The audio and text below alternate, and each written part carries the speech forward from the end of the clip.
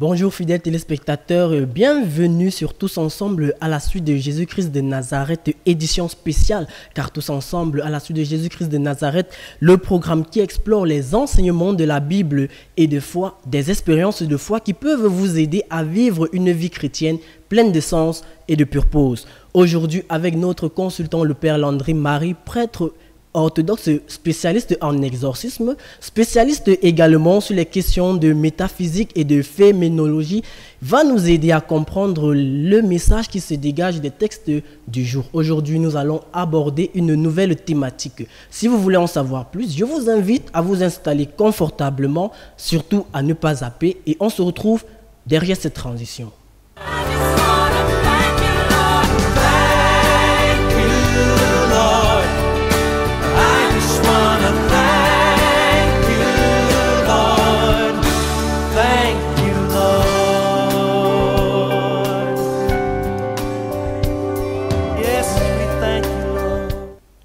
Pour ceux qui viennent de nous rejoindre, vous êtes sur Tous Ensemble à la suite de Jésus-Christ de Nazareth. Nous sommes avec notre consultant, le Père Landry Marie, prêtre orthodoxe, spécialiste en exorcisme, qui donne de son temps tous les dimanches pour venir partager avec vous la bonne nouvelle, la parole de Dieu. Bonsoir mon Père, bienvenue une fois de plus sur ce plateau.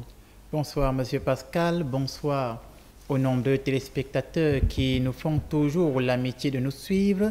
Un bonsoir particulier à ceux qui me soutiennent dans la mission. Je parle ici du commandant de douane Aboudjé Toundi Karine.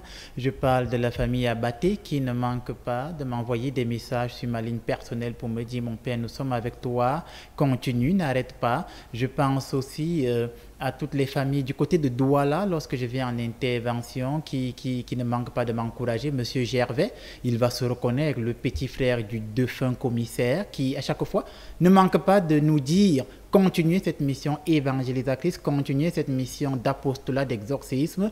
Nous sommes avec vous. Je suis heureux d'être à nouveau sur ce plateau. Alors, merci mon Père d'avoir honoré une fois de plus notre invitation. Comme je le disais à l'entame de cette émission, aujourd'hui, vous aurez une édition spéciale car dans la seconde partie de votre programme, nous avons une partie consacrée à cœur ouvert. Nous allons poser des questions, nous allons entrer en profondeur sur la spiritualité d'exorcisme avec le Père Landry Marie. Il va nous donner les secrets et de foi aussi. Nous savons que quand nous parlons d'exorcisme, c'est un tabou pour les prélats, mais avec lui aujourd'hui, nous allons entrer en profondeur.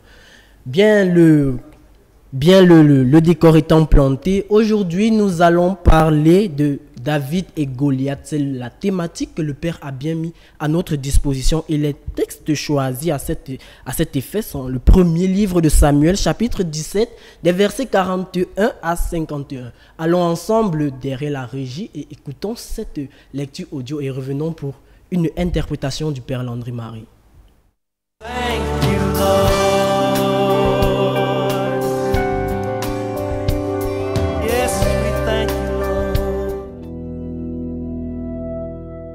1 Samuel, chapitre 17. Le Philistin s'approcha peu à peu de David, et l'homme qui portait son bouclier marchait devant lui. Le Philistin regarda, et lorsqu'il aperçut David, il le méprisa, ne voyant en lui qu'un enfant, blond et d'une belle figure. Le Philistin dit à David, « Suis-je un chien pour que tu viennes à moi avec des bâtons ?» Et, après l'avoir maudit par ses dieux, il ajouta, « Viens vers moi, et je donnerai ta chair aux oiseaux du ciel et aux bêtes des champs. » David dit aux Philistins, « Tu marches contre moi avec l'épée, la lance et le javelot, et moi, je marche contre toi au nom de l'Éternel des armées, du Dieu de l'armée d'Israël, que tu as insulté. Aujourd'hui l'Éternel te livrera entre mes mains, je t'abattrai et je te couperai la tête. Aujourd'hui je donnerai les cadavres du camp des Philistins aux oiseaux du ciel et aux animaux de la terre. Et toute la terre saura qu'Israël a un Dieu. Et toute cette multitude saura que ce n'est ni par l'épée, ni par la lance que l'Éternel sauve, car la victoire appartient à l'Éternel, et il vous livre entre nos mains. » Aussitôt que le Philistin se mit en mouvement pour marcher au devant de David, David courut sur le champ de bataille à la rencontre du Philistin. Il mit la main dans sa gibecière, y prit une pierre et la lança avec sa fronde. Il frappa le Philistin au front, et la pierre s'enfonça dans le front du Philistin, qui tomba le visage contre terre. Ainsi, avec une fronde et une pierre, David fut plus fort que le Philistin. Il le terrassa et lui ôta la vie, sans avoir d'épée à la main. Il courut, s'arrêta près du Philistin, se saisit de son épée qu'il tira du fourreau, le tua et lui coupa la tête. Les Philistins, voyant que leur héros était mort, prirent la fuite. 1 Samuel, chapitre 17. Thank you, Lord. Thank you, Lord. Yes, we thank you, Lord. Voilà mon père, nous avons ensemble écouté cette lecture du premier livre de Samuel, chapitre 17, des versets 41 à 51. En quoi consiste l'histoire de Goliath et David, comme nous venons de l'entendre dans cet extrait de texte, mon père? Alors effectivement, nous avons juste suivi la fin d'un extrait de texte sur le récit, sur l'histoire de David et de Goliath. Alors en quoi consiste cette histoire? De manière générale, pour ceux qui n'ont pas l'habitude de lire la Bible, ceux qui ne peuvent pas, mais qui suivent cette émission, nous rappelons que David est d'une famille de près de 7 enfants. Leur père s'appelait Jessé et il naît à l'époque du roi Saül qui lui-même a été mis sur le trône par volonté de Yahvé et la demande du peuple.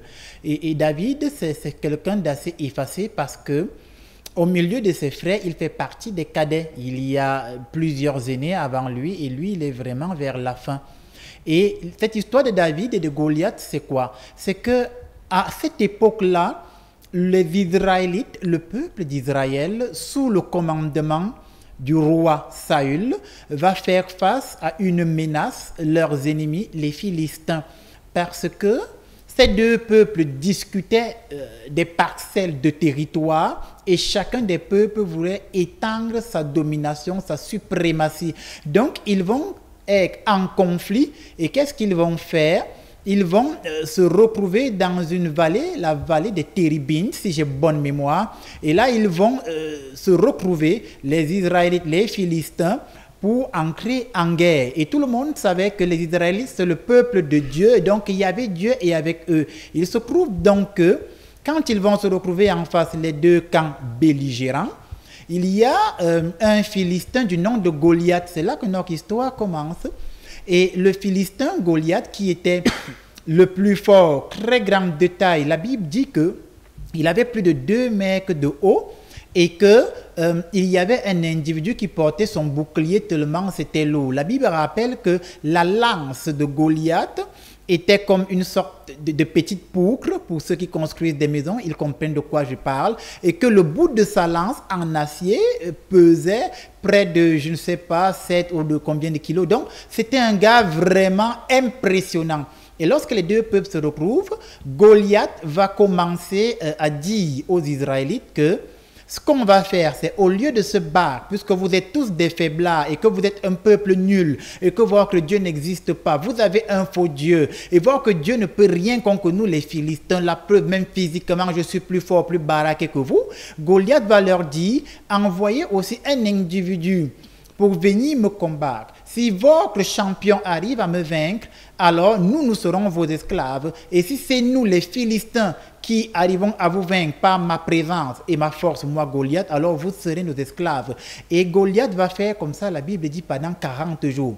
Ça veut dire que pendant 40 jours, les Israélites et les Philistins seront là, ils se regardent et les Israélites ne vont avoir personne pour les aider. Et l'histoire de David et de Goliath commence donc à partir du moment où ce petit David qui, allant justement donner à manger à ses frères, eux-mêmes étant engagés dans l'armée du roi Saül qui était leur roi, son père va lui dire, va donner à manger à tes frères et prendre de leurs nouvelles. En allant donner à manger à ses frères, David va arriver sur, on va dire comme ça, le champ de bataille et il va réaliser que ses frères sont tétanisés, le peuple est tétanisé, tout le monde a peur de ce Goliath. Et David va demander pourquoi on a peur de ce Goliath. C'est le Philistin le plus fort, il est énorme, il est baraqué. Et David va, sous l'ordre du roi Saül, se mettre en posture de celui qui peut aller bagarrer contre Goliath. Voilà en fait l'histoire de David et de Goliath où ça commence. Et notre extrait de texte nous dit donc que à partir de ce moment où il aura l'autorisation du roi Saül, David va donc prendre sur lui la responsabilité d'aller combattre ce géant qu'on appelle Goliath. Et la suite, on le sait, on va dire comme ça, David va vaincre Goliath. C'était pour répondre à votre première question introductive sur en quoi consiste cette histoire de David et de Goliath. Effectivement, mon père, lorsque nous parcourons la suite de cet extrait de texte, il y a David qui dit à Goliath, « Tu viens à moi avec l'épée, la lance et le javelot, mais je marche contre toi au nom de Yahweh, roi des armées. » Alors, en tant que chrétien, et dans cette société actuelle, comment peut-on interpréter ce verset-là, mon père? Voilà. Effectivement, dans notre extrait de texte, comme on le disait, et on va répondre à votre question justement qui est brillamment posée, dans notre extrait de texte, une fois que David rejoint donc l'armée israélite, il est avec ses frères et le roi Saül le fait convoquer, ils échangent. Il dit au roi Saül une phrase importante. Il dit au roi Saül que ne crains pas, ton serviteur ira combattre ce Philistin. Et le roi Saül lui dit, tu n'es qu'un enfant, tu es un jeune. Comment vas-tu te battre contre ce colosse qui, lui, depuis sa jeunesse, est un soldat né? Ça veut dire qu'il a des aptitudes et des capacités de soldat et a été formé à la guerre. Et la nature l'a doté d'un physique, on va dire comme ça, indomptable, un physique bâti pour le combat, le corps à corps. Et David va dire à Saül que ne t'inquiète pas. Parce qu'il a insulté l'armée du roi des rois, parce qu'il a insulté l'armée du roi d'Israël, c'est-à-dire Dieu, Dieu me viendra en aide. Et Saül va dire à David que Yahvé Dieu soit avec toi. Ensuite donc, et c'est là que votre question intervient, le roi Saül, il va donner ses ornements, on va dire comme ça, à David, et David ne pourra même pas les porter, il va aller. Et quand il va se retrouver devant Goliath, Goliath va lui dire, parce que David, il va prendre, qu'est-ce qu'on appelle, sa petite fronde, il va prendre 5 pierres, et je rappelle que 5, ça rappelle les 5 plaies de Jésus, c'est important, c'est des figures préfiguratives, on va dire comme ça, des 5 plaies de Jésus. Il va prendre 5 pierres, il va se retrouver devant cet énorme Goliath qui est plus grand de taille que lui, et Goliath va courir à lui avec, on va dire, son bouclier et son javelot, et il va dire à Goliath, tu viens combattre contre moi avec le javelot et l'épée, et moi je combats contre toi avec le nom du Dieu d'Israël. Et vous demandiez qu'est-ce que cela signifie? Cela signifie que lorsque je fais face à des difficultés qui humainement me dépassent, lorsque je suis face à des réalités physiques qui ne peuvent être arrêtés sur le plan humain, lorsque je fais face à des problèmes qui, avec toute la force humaine que je peux déployer, je ne peux pas résoudre ces problèmes, il faudra une intervention divine. Et pour David, l'intervention divine, c'est Yahvé Dieu. C'est pourquoi il dit à Goliath que et moi, je viens combattre contre toi avec le nom du Dieu d'Israël, le nom du Dieu Tout-Puissant. Pour nous dire, à nous les chrétiens aujourd'hui, à nous les croyants aujourd'hui, que lorsque toutes les tentatives de solution que tu as essayées n'ont pas abouti, réfugie-toi en Dieu. Lorsque tout le déploiement humain que tu as pu mettre sur pied, tout le stratagème humain que tu as pu mettre sur pied, s'est soldé par un échec et s'annonce vouloir se solder par un échec, à partir de ce moment, va vers celui qui est capable de rendre l'échec en réussite. Va vers celui qui peut transformer l'impossible en possible. Va vers celui qui est capable de rendre fécond ce qu'on a dit stérile. C'est pourquoi il dit à Goliath que moi, je viens combattre contre toi avec le nom du Dieu d'Israël. Qu'est-ce que ça dit pour ceux qui nous écoutent en tant que téléspectateurs? Pour dire que si aujourd'hui, ta famille fait face à une multiplicité d'attaques, à une multiplicité de combats, ton mari, ta femme fait face à une multiplicité d'attaques et de combats et que sur le plan humain, tu as déjà eu à déployer toute la force humaine que tu pouvais et cela n'a pas résolu le problème, Yahvé Dieu est donc capable d'intervenir en ta faveur et de faire que ces attaques deviennent non seulement de nul et de sans effet, mais que ces attaques n'aient plus un impact considérable sur toi, tes enfants, ton mari, ta femme, etc., etc. Pour dire que si nous nous mettons dans le postulat ou dans la posture de David et que nous laissons Dieu nous diriger, parce qu'il faut savoir que pour David, c'est Dieu qui dirigeait toute sa vie, si nous laissons Dieu nous diriger, quelle que soit la force et quelle que soit la préméditation que les humains font sur le plan de la société, non seulement Dieu interviendra en notre faveur, mais il va diviser le plan des humains en deux et nous passerons au milieu sans être touchés, sans être renversés. Alors mon père, nous pouvons considérer cette histoire comme une expérience de foi. Parce que si David n'avait pas la foi, je pense qu'il n'aurait pas eu victoire sur Goliath.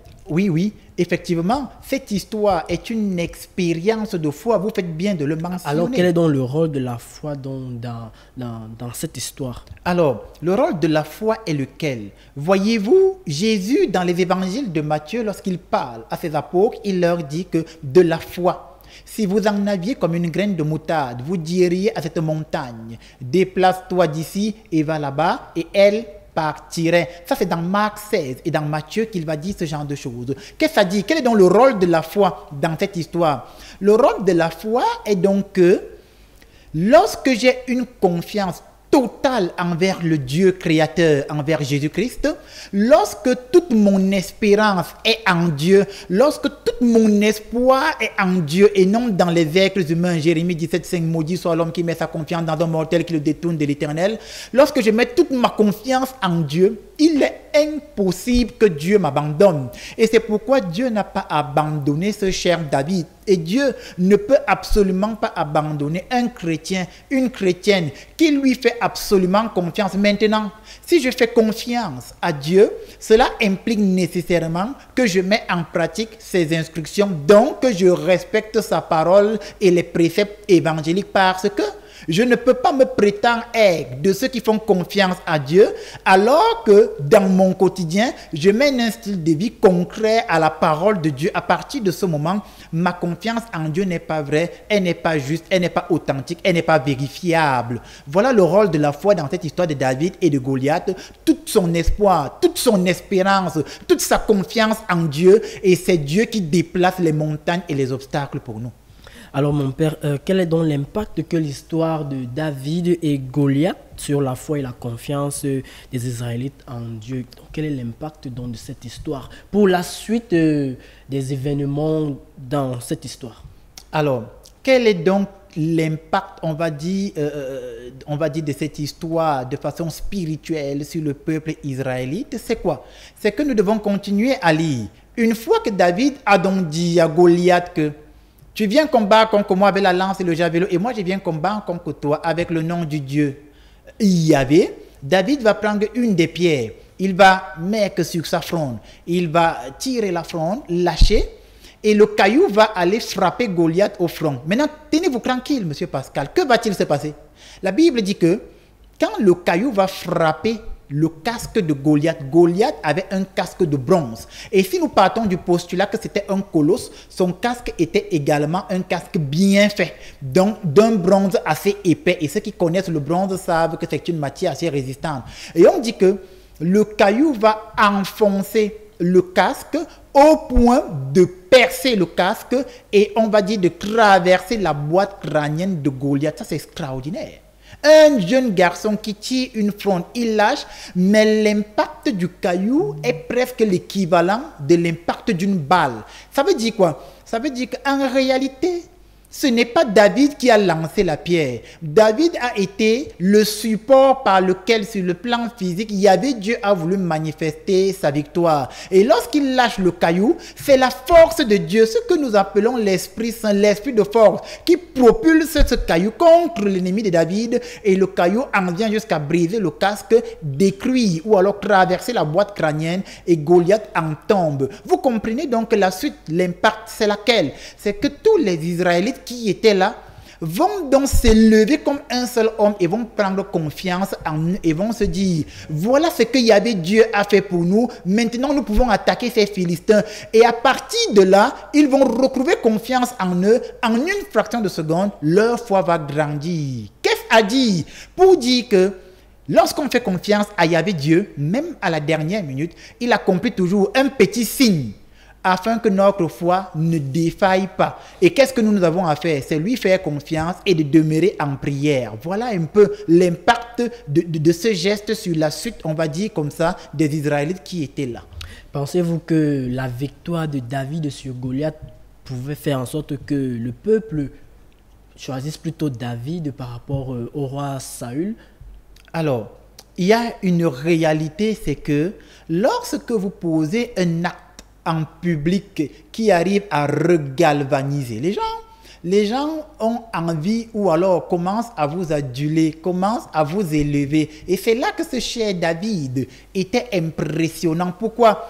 Parce que il va rappeler aux Israélites qui sont là que nous sommes le peuple de Dieu, nous sommes l'armée de Dieu et nous devons rendre la gloire à Yahvé Dieu. Qu'est-ce que ça dit? Qu'à partir du moment où le peuple va vouloir l'aduler lui il va dire, nous devons aduler Yahvé Dieu, nous devons rendre la gloire à Dieu parce que vous êtes de Dieu. Et je passe par là pour m'adresser aux familles qui nous écoutent. Vous n'êtes pas seuls. Vous n'êtes pas seul en ce début d'année 2025. L'Éternel Yahvé Dieu est avec vous. Vous n'êtes pas abandonnés parce que vous êtes oppressés. Les anges de Dieu sont avec vous. Ils combattent et ils agissent en votre faveur. Je voudrais m'adresser à tous les téléspectateurs qui en ce moment pleurent et souffrent parce que dans leur quotidien c'est compliqué et c'est de plus en plus difficile. Vous n'êtes pas seul. Même à la dernière minute, Yahvé Dieu que je sers, le Christ Jésus, enverra des anges vous assister, tirez vos pieds de la boue. Yahvé Dieu enverra ses anges, dégagez vos pieds du filet. Yahvé Dieu enverra ses anges vous délivrer de la main de l'équivalent de Goliath, c'est-à-dire l'autorité malsaine, l'autorité démoniaque luciférienne qui est en train de vous étouffer. Yahvé Dieu enverra son ange, vous en délivrez, même avec un petit geste. Cet ange vous tirera, on va dire, de la boue dans laquelle vous vous retrouvez. Ayez la foi, n'ayez pas peur, ayez confiance en Dieu et Dieu fera le reste pour vous. La parole de Jésus est mon épée, elle est ma flamme. Je prie que cette parole de Jésus devienne pour vous une épée, une flamme et que vous tous à la maison qui m'écoutiez, vous deveniez de meilleurs chrétiens à la suite de Jésus-Christ de Nazareth. Merci mon Père d'avoir apporté une interprétation pertinente par rapport au texte que nous avons écouté aujourd'hui. Nous avons écouté le premier livre de Samuel, chapitre 17, versets 41 à 51. Pour ceux qui aimeraient encore lire ce passage et qui aimeraient encore avoir une expérience de vie, vous pouvez directement aller sur la plateforme YouTube, vous tapez le nom Père Landry Marie et vous aurez encore d'amples explications. David et Goliath, c'est le thème sur lequel nous avons parlé aujourd'hui. Bien à présent, fidèles téléspectateurs, nous allons partir du côté de la régie pour prendre une petite pause et revenons juste après pour la deuxième partie qui est consacrée à cœur ouvert. Ici, les questions seront posées au Père Landry Marie sur la spiritualité d'exorcisme car nous savons que c'est un sujet tabou dans notre société et même par rapport à nos prélats. Alors le Père Landry Marie va répondre à des questions sur la spiritualité d'exorcisme. Revenons juste après cette respiration.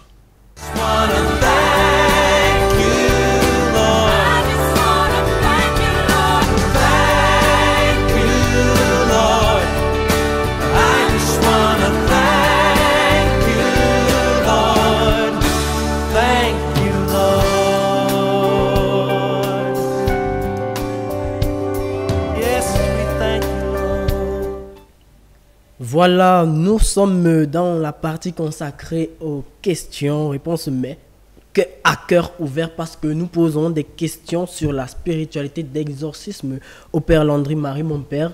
Nous allons directement prendre la toute première question. Est-ce que ces pasteurs qu'on voit ressusciter des personnes dans les cultes sur les réseaux sociaux, des personnes mortes, n'est-ce pas, sur les réseaux sociaux, est-ce réel? Alors, En ce qui concerne, c'est, on va dire, vous avez dit, ces pasteurs qui procèdent à des pseudo-résurrections des morts. Je préfère dire pseudo-résurrection des morts sur les réseaux sociaux. Est-ce que c'est vrai? Non, ce n'est pas vrai. Et je vais expliquer pourquoi est-ce que cela n'est pas vrai. Ce n'est pas vrai parce que dans une étude, on va dire plus sérieuse, dans une démarche plus scientifique, il y a eu assez d'éléments de preuve pour prouver ou pour constater que ça a souvent été des pièces montées. Qu'est-ce que ça veut dire? Un individu décède, il n'y a pas d'acte de décès, première chose. Parce que lorsque vous arrêtez de respirer ce que la médecine va appeler la mort clinique, on établit un certificat de décès. Et dans des cas récurrents où ces pasteurs vont intervenir, primo, il n'y a pas de certificat de décès. Subitement, une famille semble venir avec un cercueil, soit occulte.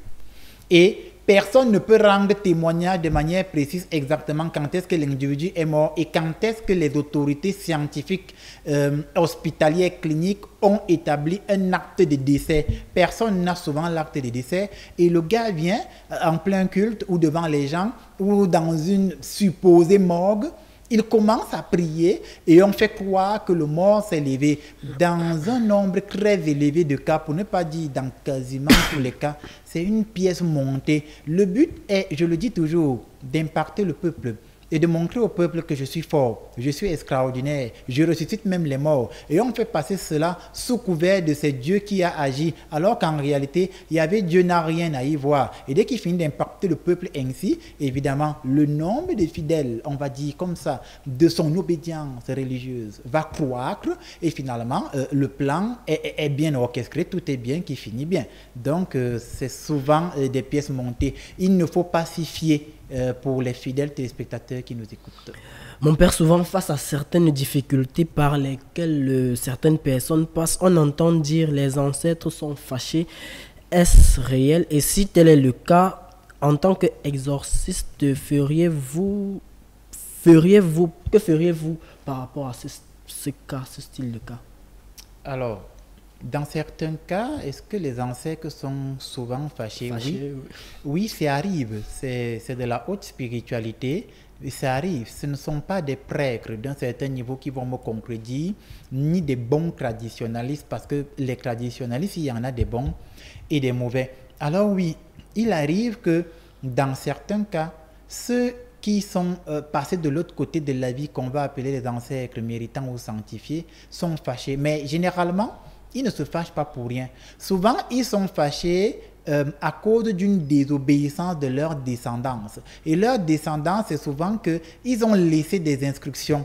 Et celui ou ceux qui sont supposés diriger la famille vont poser des actes concret aux instructions que les ancêtres ont laissées. Et la conséquence, c'est que soit le malheur commence à s'abattre sur la famille, soit il y a beaucoup de choses pas claires qui commencent à arriver aux membres de la famille.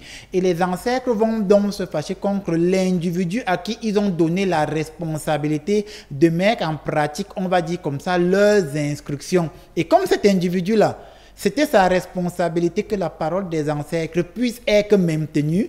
C'est contre lui qu'ils vont se fâcher. Prenons un exemple simple. Non?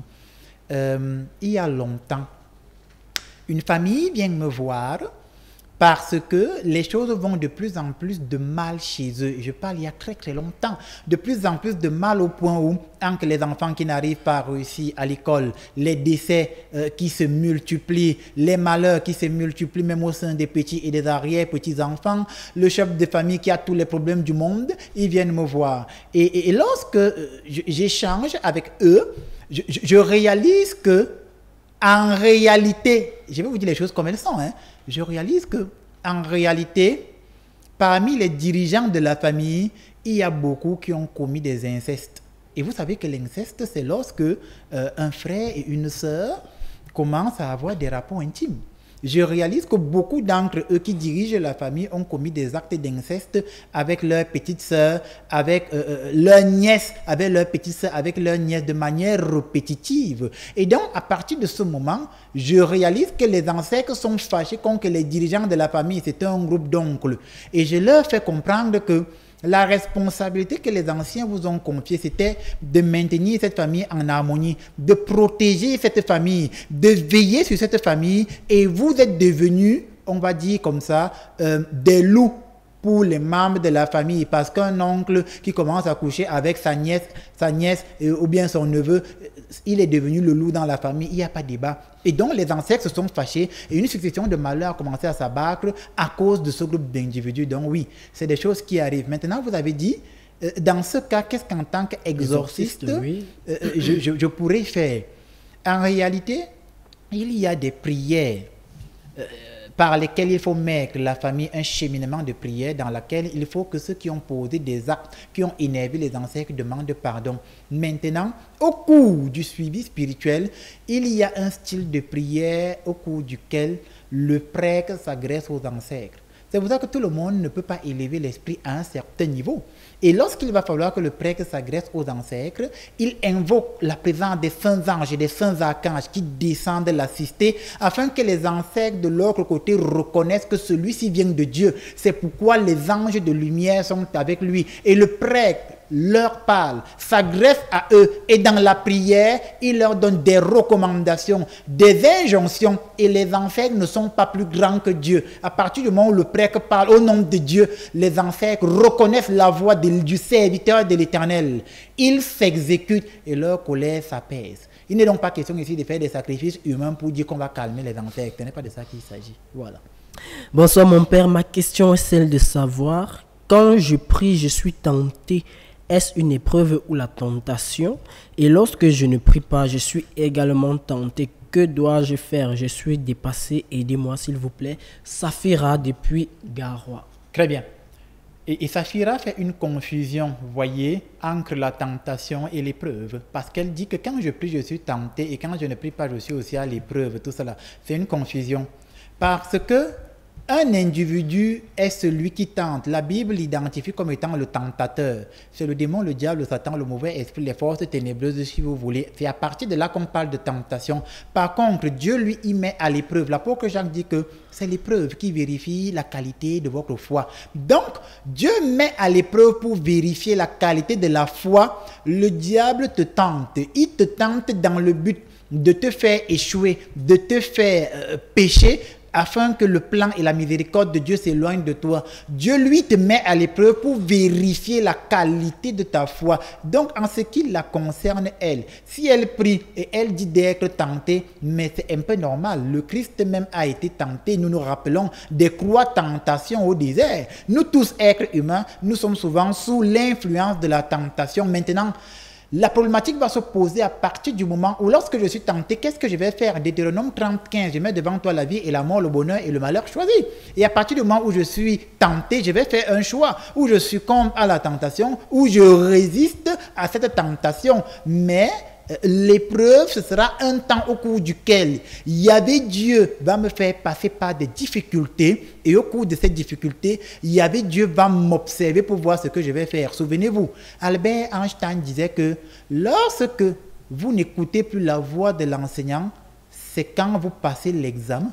Donc l'enseignant parle et t'explique des choses au moment du cours. Lorsque tu passes l'examen, l'enseignant se tait. Donc, lorsque tu passes par l'épreuve, tu as l'impression de ne plus écouter la voix de Yahvé Dieu parce qu'il veut voir ce que tu vas faire après l'épreuve et c'est ça la vérification, on va dire, de la qualité de ta foi. Voilà. Bonsoir à vous mon père, je vous remercie pour le message d'aujourd'hui. Je l'ai vraiment senti et je prie Dieu qu'il continue d'agir sur vous. J'ai suivi l'une de vos émissions où vous aviez dit que Adam et Ève est un mythe. Si c'est réellement le cas, cela veut dire beaucoup, car de cette histoire découlait la malédiction de Dieu à ceux-ci. L'homme travaillera à la sueur de son front et la femme aura d'énormes douleurs lors de l'accouchement. Cette théorie ne provient donc pas de ce mythe-là de manière logique. La question est donc de savoir pourquoi Dieu, dans son amour inégalable, a donc décidé de créer la mort qui entraîne de la souffrance, de nous laisser souffrir sachant qu'il nous aime tant. Pourquoi n'a-t-il pas un monde où chaque matin on se lève et on ramasse la manne et retourne se coucher? Aaron depuis Bruxelles. Très bien, nous répondons à Aaron. Il pose une longue question qui peut fatiguer les téléspectateurs. Je vais y répondre en 2 grands volets. Premier grand volet, son problème, c'est qu'une fois sur le plateau, j'ai expliqué qu'Adam et Ève étaient un mythe. Le problème du mot mythe, c'est que lui, il identifie le mythe à une histoire imaginaire ou une épopée. Le mythe, c'est le récit des origines. Du grec mythos, ça signifie le récit des origines. Ça veut dire que l'histoire d'Adam et Ève n'est pas une réalité historique, c'est ce que nous appelons une réalité métaphysique. Ça veut dire que c'est une histoire qui explique à l'origine, Dieu est le créateur de toute l'humanité. Ça, c'est la première chose. Donc, ce ne sont pas des faits historiques, ce sont des réalités métaphysiques. Voilà. Donc, c'est pour dire que c'est Yahvé Dieu qui a créé toute la race humaine. Et il a créé la race humaine avec un geste créateur qui va se découler dans un mécanisme scientifique démontré et démontrable. Maintenant, une fois que Yahvé Dieu crée la race humaine, il y a ce que Augustin appelle l'état de grâce originel. L'état de grâce originel signifie que une fois que Dieu a créé l'humanité, l'humanité était en parfaite harmonie avec son créateur parce que l'humanité ne péchait pas. Et le péché originel signifie la désobéissance. À partir du moment où nous avons commencé à désobéir, nous sommes sortis de la grâce originelle. Et c'est cet état de sortie de la grâce originelle que la Bible a appelé le péché originel. Donc le péché originel, c'est la désobéissance des êtres humains aux préceptes de Dieu. Maintenant, il a dit, si c'est donc ça, ça veut dire que pourquoi Dieu a créé la mort? Erreur. Dieu n'a pas créé la mort. Je reprends. Dieu, là, on est en haute théologie. Dieu n'a pas créé la mort. La mort devient donc quoi? Augustin dit ceci, malo est privatio bona, le mal est l'absence du bien. Ça veut dire que la mort est advenue à cause de la désobéissance. La désobéissance a eu des conséquences. Et quelles sont les 2 grandes conséquences du fait que la race humaine a désobéi à Dieu? C'est la souffrance et la mort. Et Dieu ne peut pas annuler ces conséquences parce que s'il les annule, il n'y a plus la notion de choix et de libre arbitre. Il ne peut pas annuler la souffrance et la mort. Et c'est pourquoi qu'est-ce qu'il a fait? Il a donné une nouvelle signification à la mort afin que la mort qui au départ était, on va dire comme ça, une conséquence mauvaise pour nous, avec le Christ Jésus, la mort devient un gain. C'est pourquoi moi, Père Landry-Marie, j'ai envie de vite mourir. Parce que la mort n'est donc plus quelque chose de mauvais. Parce qu'en Jésus, lorsque je meurs, je me reconnecte à nouveau à Dieu. Alors qu'avant, la mort, c'était grave. C'était le moyen par lequel tu étais coupé de Dieu et tu n'avais plus accès à lui. Donc, c'est pour que le frère comprenne que, en fait, tout s'explique théologiquement clairement. C'est à chacun de poser la bonne interprétation biblique. Alors mon père, vous n'allez pas mourir maintenant car il faut encore édifier le peuple de Dieu. Bonsoir mon père et bonsoir particulier à Pascal Onambele. J'ai un souci, lorsque je prie, j'arrive pas à me concentrer. Je suis toujours discret par une mauvaise pensée, je ne sais pas trop. Besoin d'un conseil. Alors, lorsque vous priez, vous êtes toujours dispersé. Ça arrive à tout le monde qui n'a pas encore une certaine concentration dans la prière. Ça veut dire que vous n'êtes pas concentré.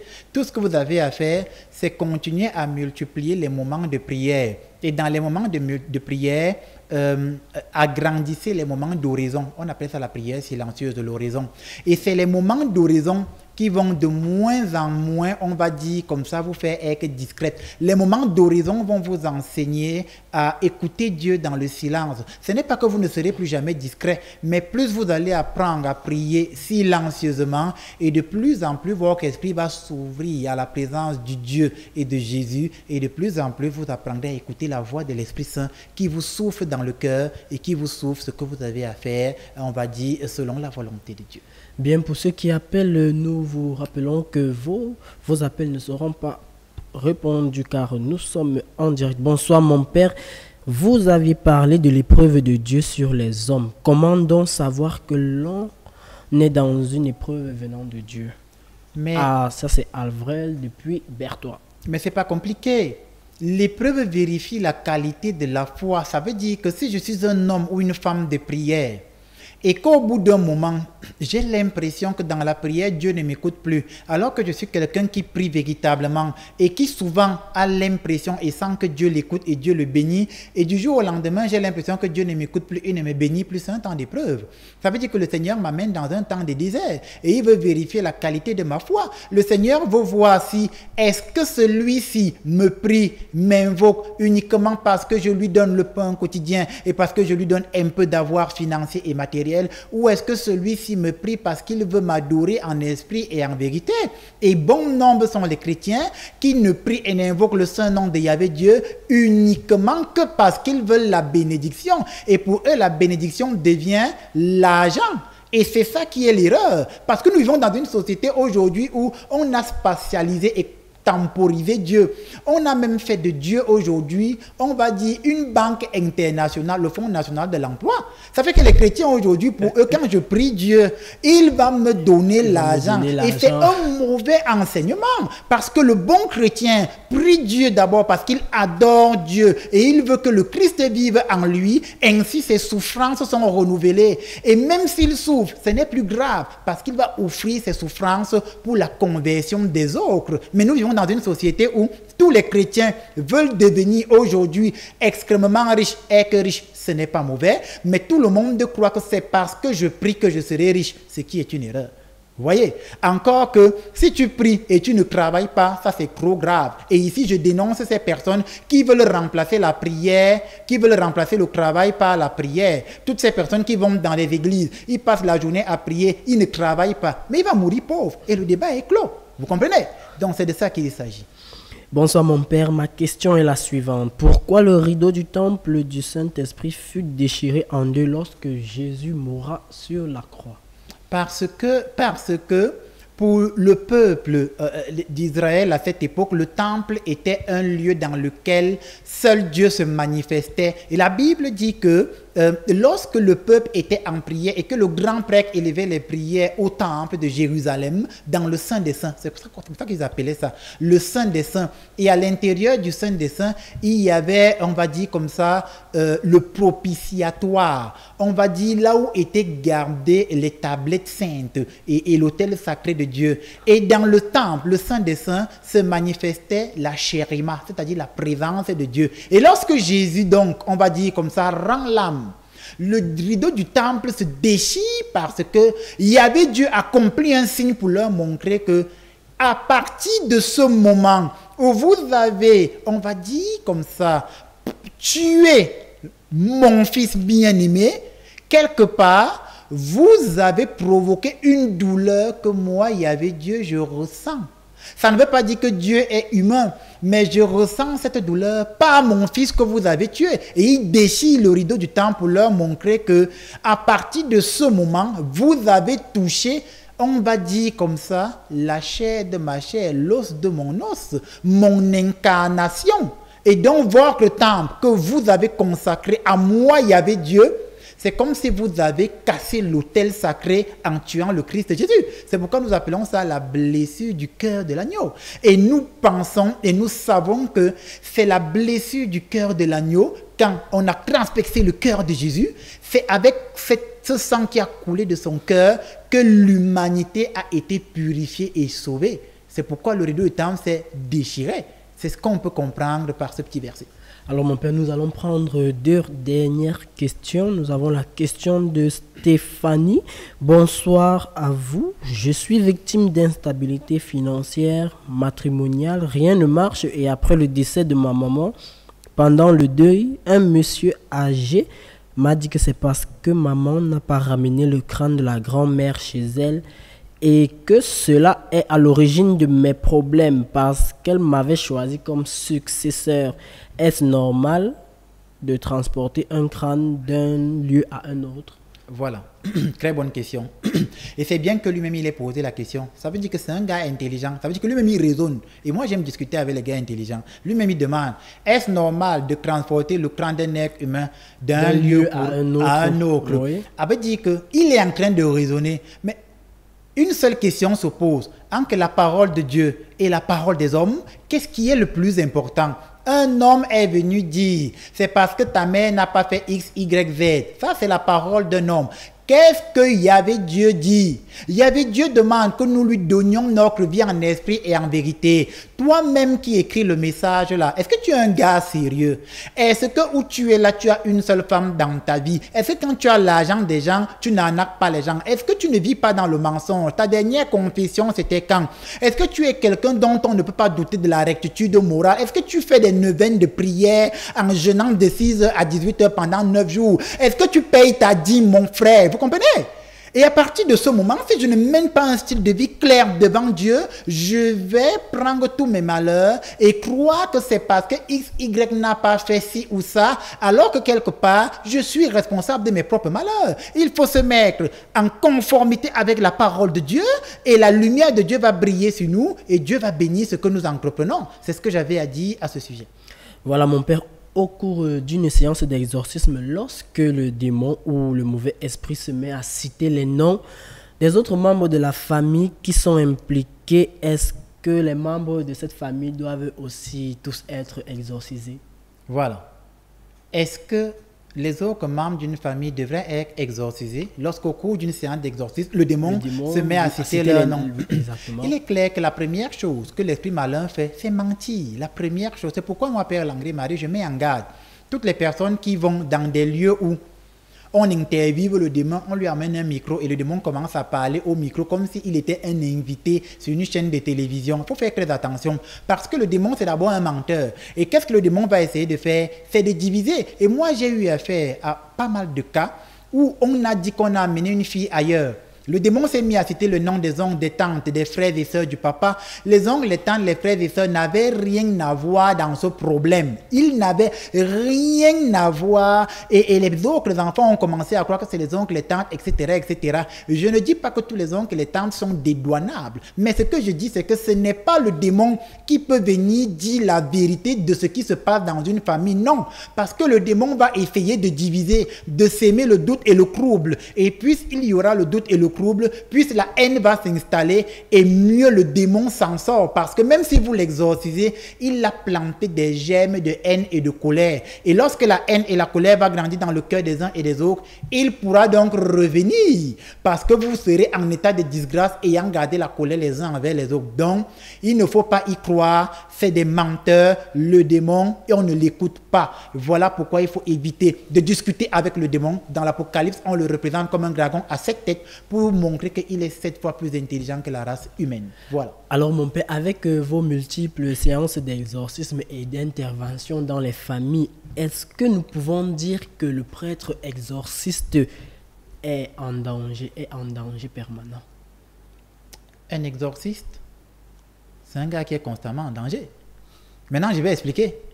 Un exorciste est constamment en danger lorsque, en tant qu'exorciste, il ne fait pas ce que Dieu lui demande de faire. Je reprends. Un exorciste, c'est un gars constamment en danger lorsqu'il ne fait pas ce que Dieu lui demande de faire. Là, il est constamment en danger. Lorsqu'il fait ce que le Seigneur lui demande de faire, il y a les anges de Dieu qui veillent sur lui. Et lorsque les anges de Dieu veillent sur un exorciste, il y a très peu de mauvaises choses qui peuvent lui arriver. Tu arrives dans une maison, on te donne à manger, on y a mis du poison. Si tu es un exorciste, ça n'a aucun effet, aucun effet. Ou le plat va se briser. Tu démarres ta voiture pour aller à Douala et les forces du mal se sont arrêtées à Boum-Niébel pour te faire tonneau. Au moment où tu veux arriver à Boum-Niébel, la roue de ta voiture se dégonfle. Ils ne te voient même pas passer parce que les anges de Dieu veillent sur toi. Un exorciste, c'est quelqu'un qu'il va aller dans une famille, les sorciers se sont mis devant le portail et on dit, quand il va venir, on le frappe. À un moment donné, les sorciers ne le voient pas passer parce que les anges de Dieu les aveuglent. Ils constatent seulement qu'il est déjà dans la maison. Vous comprenez? Ça, c'est l'exorciste qui fait la volonté de Dieu. Et lui, il ne s'en rend même pas compte. C'est les anges qui combattent pour lui, indépendamment, on va dire, de sa conscience. Or, l'exorciste qui ne fait pas la volonté de Dieu, c'est celui qui va aller mettre une bague, va mettre un mouchoir dans la poche pour avoir certains pouvoirs. À partir de ce moment, lui, c'est un gars constamment en danger. Et monsieur Pascal, je sors par là, on les reconnaît très vite ici dehors. Ils meurent comme des petits chiens ici dehors. Si vous observez la mort de beaucoup d'exorcistes ici au Cameroun, moi, depuis que je suis venu dans ce pays-là, que je suis revenu d'Italie et de Côte d'Ivoire, vous allez voir que les exorcistes, ils meurent comme des chiens. Un gars qui est exorciste exorcisme empoisonné, c'est pas normal. Un gars qui est exorcisme d'accident de voiture, c'est pas normal. Un gars qui est exorcisme sur une femme, c'est pas normal. C'est pas normal du tout, vous comprenez? Ça veut dire que ce genre de personnes, ce n'était pas des exorcismes en esprit et en vérité. L'apôtre Paul dit que je sais en qui j'ai mis mon orgueil, dans le Christ Jésus. Et moi, Père Landry Marie, apôtre de Jésus, je mets mon orgueil dans le Christ Jésus, notre Seigneur et notre Maître. Bien, merci mon père d'avoir répondu à toutes ces questions car nous étions ici à cœur ouvert. Les téléspectateurs ont également posé des questions sur la spiritualité d'exorcisme. Bien à présent, mon père, nous allons procéder à l'intercession car c'est le cadeau là que vous pouvez réserver au peuple de Dieu, à tous ceux qui nous regardent. Chers amis téléspectateurs, nous fermons les yeux, nous baissons la tête et au nom de Jésus, notre Seigneur et notre Maître, avec la force de l'Esprit Saint, nous prions. Seigneur, je prie pour toutes les personnes qui ont regardé ce programme, qui écoutent ma voix et qui m'entendent. Je prie qu'en ce début d'année 2025, il y avait mon Père et mon Dieu, envoie tes saints anges et tes saints archanges assister les familles de tous les chrétiens qui regardent cette émission et que tes anges, tes archanges veillent sur eux afin que la victoire leur soit accordée contre les forces du mal au nom de Jésus-Christ de Nazareth. Seigneur, je prie pour toutes les personnes qui regardent ce programme et qui font face à des Goliaths qui sont assis sur leur étoile, des Goliaths qui sont assis sur leur promotion, des Goliaths qui sont assis sur leur fécondité, des Goliaths qui sont assis, Seigneur, sur leurs finances, que par le nom et la force de Jésus et avec la puissance du Saint-Esprit, que le Goliath de votre vie assis sur votre étoile soit renversé au nom de Jésus-Christ de Nazareth. Seigneur, je prie pour toutes les personnes qui font face à des armées de sorciers comme le peuple d'Israël faisait face à une armée de Philistins, que la force du Saint-Esprit se répande dans le camp de vos ennemis, que vos ennemis soient aveuglés et qu'ils vous perdent de vue au nom de Jésus-Christ de Nazareth. Seigneur, je prie pour toutes les personnes qui sont placées devant, on va dire, les portails des maisons des chrétiens contre tous ces sorciers et toutes ces sorcières qui ont sémé des talismans, qui ont sémé, Seigneur, des totems devant les portes des chrétiens, que ces talismans et ces totems, au moment où je prie, soient détruits par le feu du Saint-Esprit et que les anges de Dieu annulent l'influence de ces totems dans la vie et dans les maisons des chrétiens. Au nom de Jésus-Christ de Nazareth, Seigneur, je prie contre toute maladie incurable qu'un chrétien ou une chrétienne a. Et depuis qu'ils ont fait des hôpitaux, ils ne trouvent point la guérison. Je commande et j'ordonne que cette maladie de sang sorte de ton corps par air et par liquide. Au nom de Jésus-Christ de Nazareth, Seigneur, je prie pour toutes les femmes qui ont des masques ténébreux sur le visage, qu'en 2025, ces masques ténébreux et mystiques soient brisés et que leur visage soit illuminé au nom de Jésus-Christ de Nazareth. Seigneur, je prie en lieu et place afin que toute une parole de sorcellerie qui a été déclarée contre un enfant de Dieu qui écoute cette émission, que cette parole de sorcellerie retourne à ceux qui l'ont déclarée et n'atteigne plus les enfants de Dieu qui nous écoutent. Au nom de Jésus-Christ de Nazareth, enfin Seigneur, je prie que cette année 2025 soit pour le peuple de Dieu qui nous écoute une meilleure année que la précédente et que vos difficultés d'aujourd'hui soient le moyen par lequel la victoire vous soit accordée au nom de Jésus-Christ de Nazareth. Que ces paroles et cette intercession soient scellées dans le sang de l'agneau marqué dans le livre de vie que Gabriel l'Annonciateur tient dans ses mains et que cette prière s'accomplisse en votre faveur. À vous qui regardez ce programme, à vous qui êtes croyants, à vous qui êtes enfants de Dieu, ainsi soit-il. Amen. Merci mon Père d'avoir dit cette prière de bénédiction pour nos téléspectateurs. Bien fidèles téléspectateurs, c'est ici que s'achève votre programme de Tous Ensemble à la suite de Jésus-Christ de Nazareth. Nous vous donnons rendez-vous la semaine prochaine pour une nouvelle thématique. Cette grosse production était sous la réalisation de Ledoux, derrière la caméra, Jérôme de Bina à la cabine son. Nous avons Lionel Edimo. Fidèles téléspectateurs, bonne semaine à vous et que Dieu vous bénisse.